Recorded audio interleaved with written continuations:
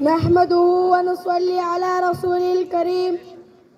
أما بعد فأعوذ بالله من الشيطان الرجيم بسم اللہ الرحمن الرحیم تیری اپنا یہی کیا آیا تیری سامنے تیری اپنا یہی کیا آیا تیری سامنے تو اگر بیمار پڑ جائے تو عاملہ نہ کر میں بتاتا ہوں تجھے صحت کا بنیادی اصول میں بتاتا ہوں تجھے صحت کا بنیادی اصول جس ہوا میں سانس لیتے ہیں اس سے نہ کر جناب صدر محفل معزز اساتذہ کرام مہمان گرامی اور میرے ہم مکتب بھائیوں السلام علیکم آج مجھے جس موضوع پر اظہار خیال کرنے کا موقع ملا ہے اس کا عنوان ہے موسمیاتی تبدیلی اور ان کے اثرات جناب صدر آج کی انسانی تاریخ میں سب سے بڑا خطرہ نہ جنگ عظیم سوم ہے اور نہ معاشی بحران ہے اور نہ ہی عالمی وبا ہے بلکہ وہ ہے موسمیاتی تبدیلی کیونکہ معاشی بحران ہے اچھے پلی سوسائٹی ہو جائے گا جنگ صلح سے ختم ہو جائے گی عالمی وبا ویکسین سے ختم ہو جائے گی لیکن اب ہوا صرف نہیں ہوگا تو انسان کیسے بچے گا دنیا کے لیڈر آپس میں بیٹھ کر مشورے کر رہے ہیں پالیسیاں بنا رہے ہیں عوام اپنی حکومتوں کو رائج کر رہے ہیں لیکن کوئی خاطر خواہ تبدیلی نظر نہیں آ رہا جناب صدر آج چونکہ پوری دنیا سمارٹ کر گلوبل ویلیج کی صورت کی اختیار کر چکی ہے اس لیے دنیا کی کسی بھی گوشے میں رونما ہونے والے فساد کے اثرات ہر انسان کو بھگتنا پڑا رہا ہے صورت انقلاب کی وجہ سے انسان دنیا میں آلودگی پھیلا رہا ہے گیس میں لے رہا ہے کوئلہ جلا رہا ہے ابھی آلودگی پھیلا رہا ہے زمینی آلودگی پھیلا رہا ہے کارخانے سے دھواں نکل رہا ہے گاڑیوں سے دھواں نکل رہا ہے گرین ہاؤس گیس کا اخراج کر رہا ہے ہوا کی آلودگی پھیلا رہا ہے جنگلات کی کٹائی کر رہا ہے یعنی زمینی دنیا میں فسادات کر رہا ہے قرآن مجید میں اللہ تعالیٰ فرماتی ہے فی البر والبحر بما کسبت ایدی الناس کی فش کی تیر میں فسادات انسان کی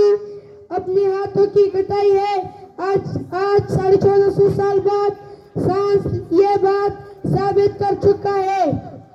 کہ دنیا میں 99% فسادات انسان خود کر رہا ہے زمین محترم انسان خود کر ماحولیاتی تبدیلیوں کا ذمہ دار ہے خود انسانیت کا قاتل ہے کیونکہ ماحولیاتی تبدیلی سے ہر سال 40 لاکھ بچے کے مریض بن جاتے ہیں ایم پی کی زراعت کی وجہ سے ہر سال 9 لاکھ آبادی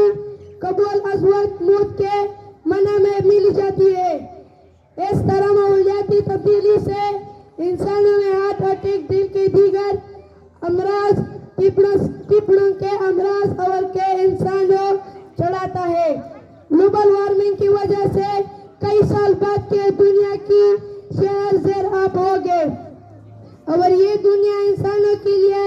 جہنم کی کیفیت اختیار کر گئے کسی شہر کا حقوق کہا ہے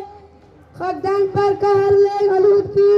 اس دجال پر زیر ہے آلودگی اس سے بچنا معجزے سے کم نہیں موت کے ایک ہر لہر ہے آلودگی جناب صدر نئے جہاز دنیا کے دوسرے مسائل اور چیلنجز کا حل اور تجزیہ پیش کیا ہے وہاں انسان سے اس مسئلے کا حل بھی بتایا ہے قرآن پاک میں اللہ تعالیٰ فرماتے ہیں اور زمین میں ہم نے پر ممنوع کی نباتات کو نفی تلیف اقدار لگا دی لیکن حق انسانوں میں اس نفی تلیف اقدار کو بگاڑ ڈر دیا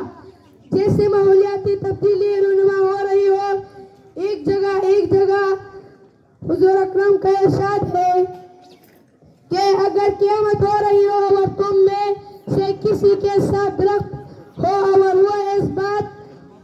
پر قادر ہو کہ قیامت قائم ہونے سے پہلے وہ ایسے لگانے کا تو ضرور لگائے۔ نبی اکرم صلی اللہ علیہ وسلم کا حالت جنگ میں قطع شجر کو ممنوع قرار دیا اور شکر کی روانگی کے وقت کی ہدایت کے ساتھ ساتھ یہ بھی ہدایت فرماتے تھے کہ کیے کو نہ جلانا اور کسی پلدار درخت نہ کٹنا۔ جنابی والا، ہم درختوں کو لگا کر ماحولیاتی تبدیلیوں